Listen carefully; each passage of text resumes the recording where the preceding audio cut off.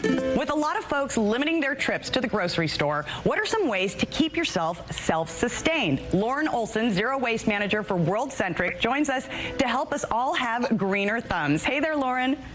Hi, thanks for having me. Of course. Now, something I've noticed is that folks are starting to grow their own gardens in their backyards or smaller ones on their porches or patios to help keep their trips to the grocery store for essentials to a minimum. So what are some tips for starting out in your backyard? Well, some great tips are, plan out your garden. There's lots of different plans you can look at online. Now's the time, if you don't have a garden space, you can lay down some cardboard or something else to kind of kill the grass in the area that you want to build your garden bed. You can start digging it out, and that will take quite a while, so you'll have some time before you need to go to the store and get starters and seeds. But if you already have a bed, now's the time to aerate it, clean it up, add some compost if you can. Start a compost pile if you don't have one, because it's great for your garden to augment it all year long, and a great way to deal with your waste at home. So how about if you don't have a backyard and maybe you're setting a small one up on your porch or patio?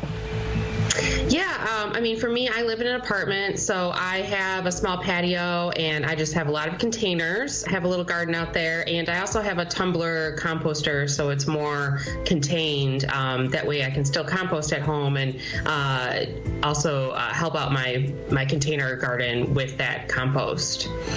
Are there any vegetables or herbs that someone who may be growing a garden for the first time should start out with? Start with your classics. Your tomatoes, I think, are fairly easy as long as you keep them watered. The thing about the patio garden compared to like a raised bed or in-ground bed is that you're going to have to water them a lot more. So you need to monitor them because the pots will dry out a lot more quickly than something closer to the ground. I also think, it's great to start with some herbs because you can use those all season long.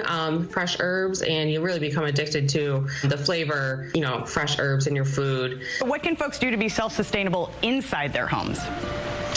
Well, inside your home, I think now is a great time to really look at your recycling and your composting rules and make sure that you're following the waste management rules of your area correctly. I know we're all at home a lot more, cooking at home a lot more, so it's a great time to figure that out and make sure that you're helping your community in the best way possible by separating your materials correctly. Some other things you can do is use reusable towels rather than paper towels for cleanups and spills. That just saves on another thing you need to buy from the store, and also is just overall better for the environment. The other things that you can do is, when you can, look for sustainable containers, such as the ones that World Centric makes, and these takeout containers are fully compostable in a commercial composting facility. All right, Lauren Olson, Zero Waste Manager for World Centric. Where can folks go for more information? You can go to worldcentric.com. All right, thank you so much. Thank you.